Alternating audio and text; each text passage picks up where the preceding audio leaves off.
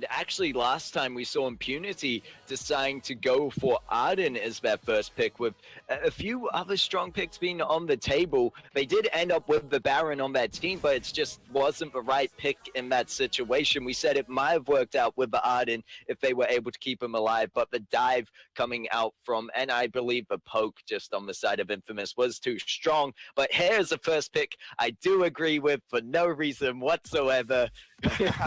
It's going to be that Sky picked up on the side of Impunity. I hope they can make it work. I guess Sky is a much better pickup as compared to, say, a CP Blackfeather, because Sky, you generally do scale well, even in the early game into the late game. So honestly, if you think about it, then it is much better as compared to Blue City, putting Blue City on that CP Blackfeather. Anyways, we do see Ataka being banned out. I'm not surprised, once again, if Impunity do want to settle for that Baron with that Taka being banned out, they are going to go for that Batiste. A very good pick on their part, probably, and definitely I think going to be that Rome Batiste, that infamous run the previous game. Yeah, and no surprise there seeing the Batiste pickup, and I'm actually more surprised that we didn't see a Batiste ban in that situation, and here's going to be Samuel once again picked up, and for good reason there. They can really finish that team comp off with whatever they like. I think we could see Catherine to go alongside the Idris in terms of a gauge comp, that or a possible Lance for Rome. Well, it's either that or I don't know. They could settle for triple range. I think in this scenario, Adagio is currently very strong. But yeah, I mean, Catherine will be the more meta pickup at this point in time. So just to deprive Catherine away from the side of Infamous, that would be a good pick. Or, you know, they can just really run that Rome Adagio. They are going to go for that Black Feather. Okay. Wow. This is looking interesting coming out of the side of Infamous with that Idris, Samuel, and Black Feather pickup. I'm kind of thinking we might see a Black Feather roam, if anything. Yeah, but, we might be seeing that. And there is one thing about Black Feather roam, is that, you know, as a carry, Black Feather provides a lot of utility, especially with the Rose Trail and the ability to chase. And probably this is what Infamous really want to get at if they put this Black Feather on the roam. Because, you know, and also the execute damage that you have, although it does scale with weapon power, but the base damage is rather high. And the fact that you are invulnerable or invincible when you are using a Rose offensive does very well against, say, a Catherine, a Batiste, and in fact a Sky as well. So we might see double Crystal, if not, then a weapon Sky. Okay, the draft coming out from both teams right now, it's rather peculiar, not seen as often, because I was assuming that Batiste will be placed on the Crystal, on the roam, so they can have a better laner. But it's not looking like it's the case. Yeah, I mean, very interesting picks is what I'm going to call them coming up from both teams. Whether we will see a double CP comp come out of the side of Impunity there with that Sky Batiste, and of course the Catherine to finish off as the Roma, it's really questionable at this stage. And I think more than likely I'm going to stick to earlier on what I said about the Black Feather being that roam for the side of Infamous. But looking at these two comps, do you have anyone that you see as a clear winner? Well, I personally think, and I really like the team comp coming up from the side of Impunity this time, just based on the amount of CCs. But at the end of the day, I guess if Infamous can play their team comp right with that Idris, with that Black Feather, and that Samuel, they've got a much early and better early game as compared to the side of Impunity. Especially if Impunity do decide to run double Crystal, then they might be in for a hard time in that of the later game, because Idris can just jump on top of you and just take you out almost immediately, whereas they got no answer for that of Idris, besides and barring, of course, that that Batiste that can fear some shade Idris away, but not when Idris is in either carries or even Catherine. Yeah, and I agree with you there. It's just Really, I'm gonna have to hear what Asurai has to say when he's comes on to talk with me about this. But before then, I suppose we're still waiting for a few people to join in here. And with that, I really want to give it to Infamous with just how well they played last time, and I believe they can play the team comp they've chosen well this time. I know previously I was saying Impunity would win, but just seeing that first match and how well Infamous controlled it, I think I'm going to have to give it to Infamous for the second round. Yep, I have to agree with you. I am on your side this time. So Dask is not split for the first time in a very long while. We do see Uni picking up that Black Feather. So it's a definite, definitely Uni will be going on that roam Black Feather. Now the question really is, will Impunity be running double crystal? Or if not, then gonna put Sky on that weapon power carry, in which we do see ZefQ on Sky. Anyways, to talk with you about this match and just help us figure out what may be going on, we have Asurai and I request Drew. Take it away. Yes. Hey, what is up, my players? Halcyon folders? I don't know how you call them. Halcyon folders. We call them plebs, scrubs, many things. But other than that, we call them our lovely guests and viewers for today's match. We are in the second match between Infamous and Impunity. Infamous taking that first match. And something interesting going into this one is you'll realize SNK is playing on that Samuel, making the roam of Infamous being that Samuel pick instead of what we were expecting to be a Black Feather roam. Man, I think I in a way I kind of like the Samuel, just because when you do have that drifting dark into the Malice and Verdict, there's so much, I would say, spam potential from him. And then at least if he goes a bit too over aggressive, the punish that a Catherine and Batiste can do may be negated with his sustainability. Maybe that's the reason why Infamous did this. I could be wrong though, but I feel like that's a valid reason why.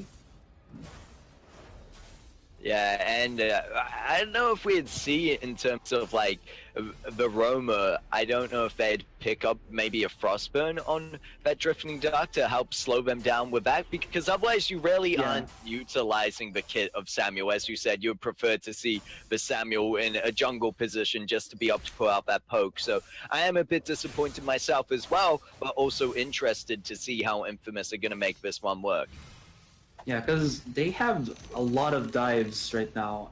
The real question here is that, is this enough dives, or does Impunity have enough stave away potential to keep the Sky alive? I mean, she does have the Surge Strike for the mobility, even the Ordain from the Batiste, and maybe even the Merciless Pursuit, just for that single target lockdown, so that nobody can touch the Sky here. So it's kind of, I don't know, a little bit of an iffy situation for Infamous, but then come mid-game, late game, there's a lot of damage coming out from the Idris, plus the Black Feather, but looks like Impunity will bring the fight to Infamous right here, and they're starting it off strong. Gets the first blood already. SNK trying to run away. Can they connect it? Bad Mojo to burst down onto SNK and Spaghetti. I don't think he'll get DefQ right there, as DefQ was a little bit out of reach, and that's going to be an early ace here for Impunity. Yeah, and I'm just wondering how this is going to go if it goes into the late game and both teams are fairly even. Then I'd surely give it to Infamous just because they have the balance of weapon power and CP. But we'd look over at the side of Impunity, who are running a double crystal comp, and you know how I always feel whenever it's double weapon power, double crystal power, I just feel that in the late game you are open to a lot of risk of just the enemy only has to build one defense item, and either in that can focus on more offensive items or just build double the amount of defense that they usually would for a single type. That's true. I mean, you would want to go for as many types as possible. The variations would make it so that, like you said, opponents will have to choose either to go for defense against CP or WP, weapon power. But for now, looks like Impunity are on a very good start, 3-0. They have around a 400 gold lead. Here comes SNK. They're charging in onto Quarter Wall, but this is a Catherine. She does have the Storm Guard, does have the Merciless Pursuit with the mobility. Like we keep seeing on the previous day, how quick her mobility is. And that's Storm Guard for the tanking. And Court of Law fearless as DefQ actually holds his hand in the lane.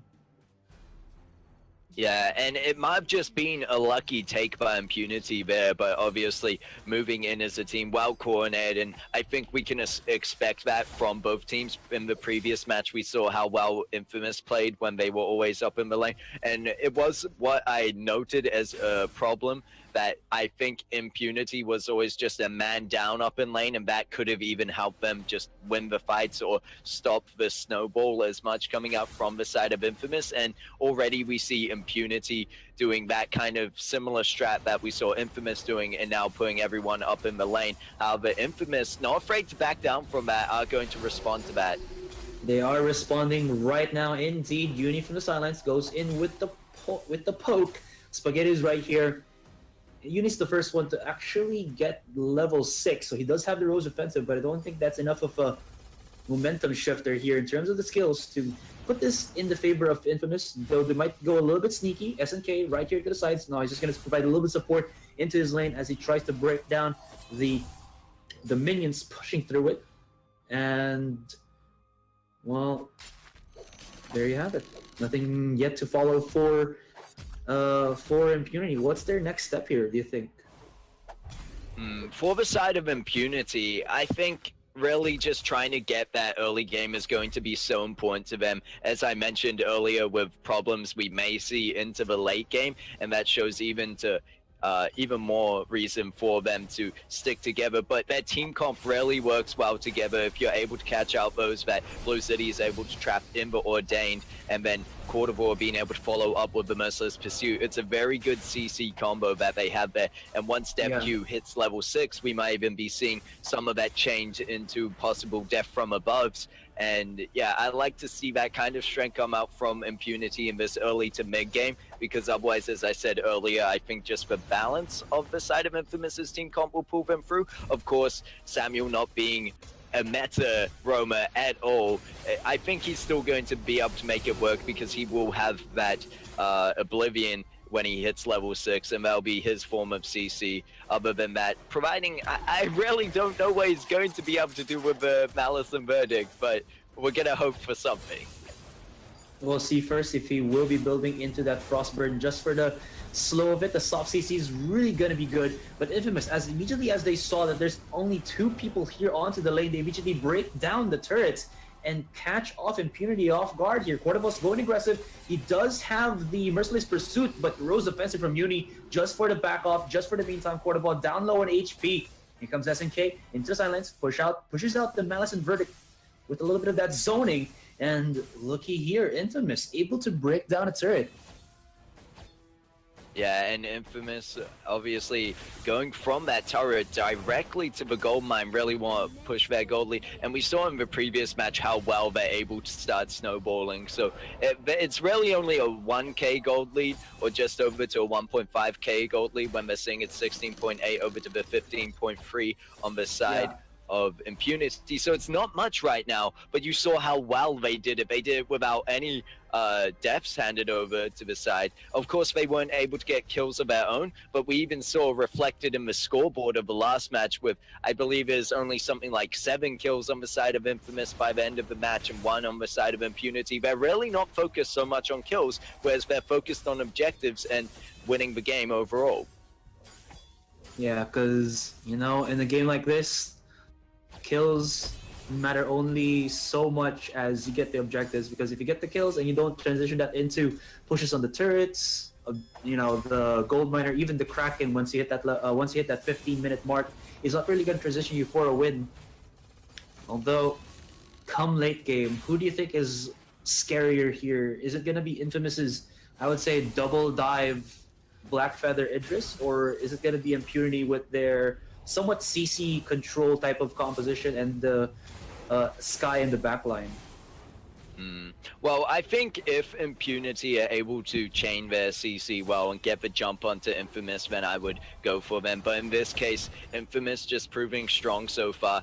Of course, they don't have the kills on the board to show for it, but I think that Infamous are going to be able to, you see them already building into that shield that they're going to respect the fact that we're going up against a double CP comp. They're not going to leave it too late to start building defense against that and should have the upper hand in that sense. So I think it'd be scarier to go against Infamous, and especially we saw last game how scary Idris can be once he's built up, just diving into the back lines. Yeah, blowing people up.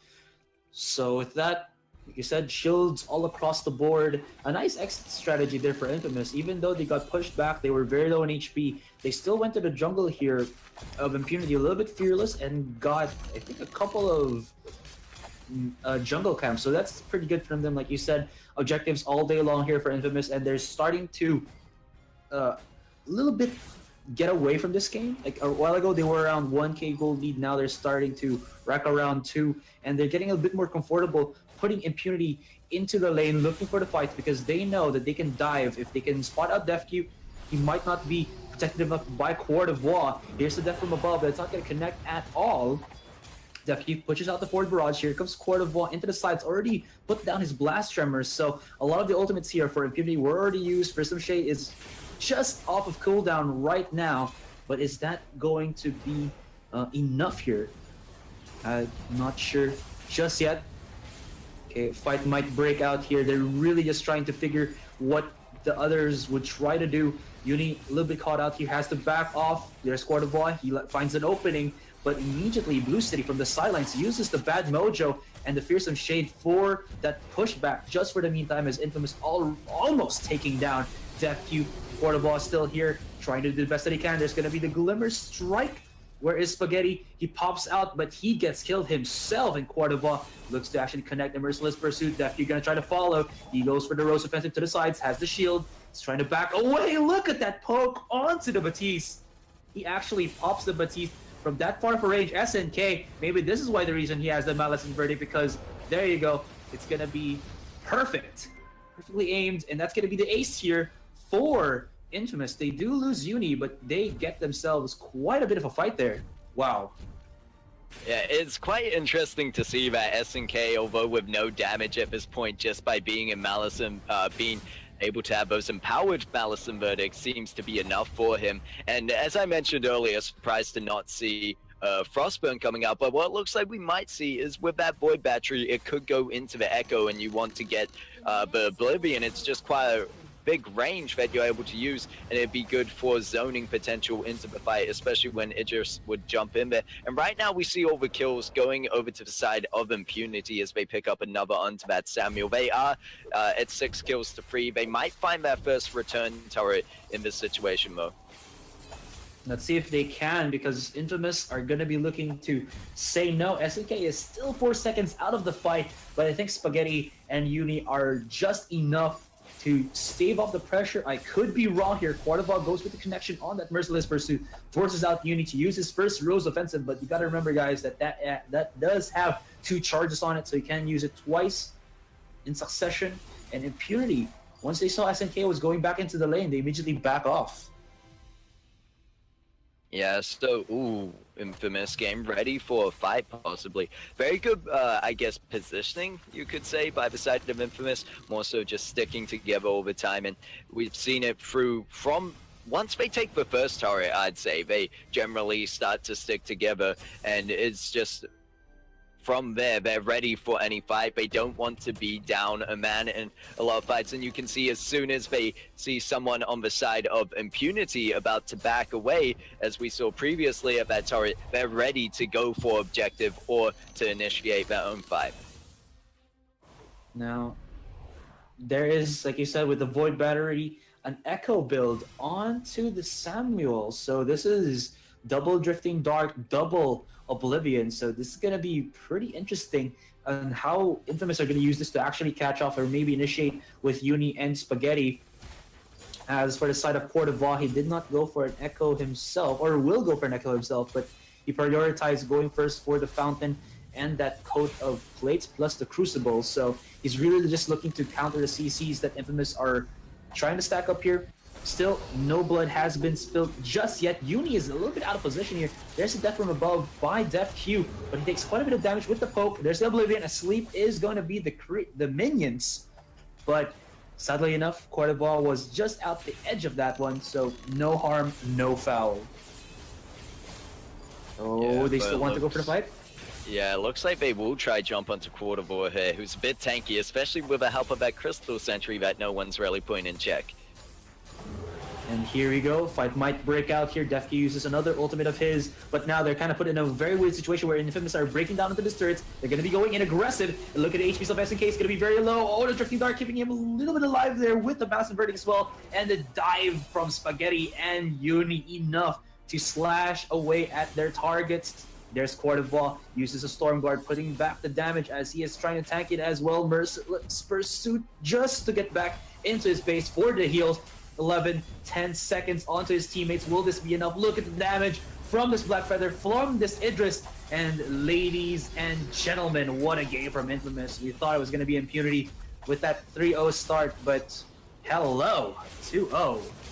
Yeah, Infamous taking that one strong, and you saw in that last fight, Infamous just dodging right past the rest of Impunity and going directly for that anchor turret. They were able to break through that, but not only do that, they were able to turn the fire around, pick off enough kills to push it through to the end and finish out that game. So Infamous finishing strong and in that 2-0 for our first semis of the day. But to talk a bit more on this match, I will bring in lovely analyst Luxura. Hello, that was an amazing. Honestly, we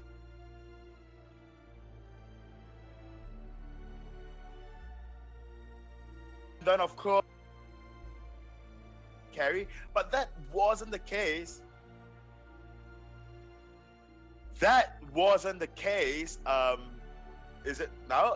Okay, so that wasn't the case for this matchup at all. We do see SNK going for that roam, the Captain Samuel, and of course Uni on that CP Black Feather, and they did astoundingly well. Let's all be honest right now. Although the side of Impunity, they've got 3 early kills, and in fact, on top of 3 early kills, they scored an ace as well. But as Asurai said, kills are not that important if you cannot transition those kills or translate those kills into that of, say, you know, objectives, your turrets.